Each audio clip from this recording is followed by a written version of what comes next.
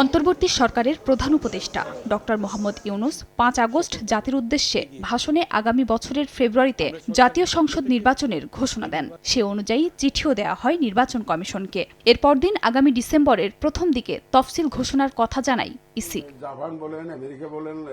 এই ধারাবাহিকতায় নির্বাচন নিয়ে তোড়জোড় চলছে নির্বাচন কমিশনে। ছুটির দিনে রংপুরে আঞ্চলিক নির্বাচন অফিসে জাতীয় সংসদ নির্বাচন সংক্রান্ত মতবিনিময় সভায় অংশ নেন প্রধান নির্বাচন কমিশনার এএমএম নাসির উদ্দিন। বলেন, নির্বাচন সিস্টেমের উপর থেকে মানুষের আস্থা উঠে যাওয়ায় ভোটারদের কেন্দ্রে নিয়ে আসা একটা বড় চ্যালেঞ্জ। ইলেকশন সিস্টেমটার উপরে মানুষের আস্থাটা নষ্ট হয়ে গেছে টোটালি। আইনশৃঙ্খলা বাহিনী, প্রশাসনের লোকজন, প্রিসাইডিং পুলিশ অফিসার মিলে একটা সুন্দর নির্বাচন দিতে পারে, এই যে একটা মানুষের যে বিশ্বাস আস্থা জায়গাটাকে সৃষ্টি করে দেওয়া, এটি একটা সবচেয়ে বড় চ্যালেঞ্জ হয়ে গেছে। আগামী নির্বাচনে আইন শৃঙ্খলা পরিস্থিতি একটা বড় চ্যালেঞ্জ জানিয়ে সিএসি আশা প্রকাশ করেন, নির্বাচনের সময় ঘনিয়ে এলে এই অবস্থার উন্নতি হবে। আইন শৃঙ্খলা পরিস্থিতি অনেক ভালো হয়েছে এবং আপনারা দেখবেন, নিশ্চিতভাবেই দেখবেন যে ইলেকশন আস্তে আস্তে দেখবেন, ইলেকশন তারিখ দিনক্ষণ গণে আস্তে আস্তে ইনশাল্লাহ আমার বিশ্বাস অবস্থার আরো উন্নতি হবে। প্রিজাইডিং ও পোলিং অফিসারদের মধ্যে একটা পরিবর্তন আসবে জানিয়ে প্রধান নির্বাচন কমিশনার বলেন,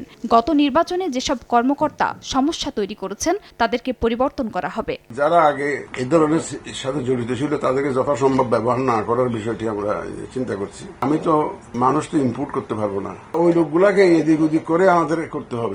আগামী নির্বাচনে কমিশন কারো পক্ষে বা বিপক্ষে নয়, 18 কোটি মানুষের হয়ে কাজ করবে বলেও মন্তব্য করেন সিইসি। তারা কারো হয়ে কাজ করবে না, তারা 18 কোটি লোকের হয়ে কাজ করবে। খাদিজা স্বপ্না, সময় সংবাদ।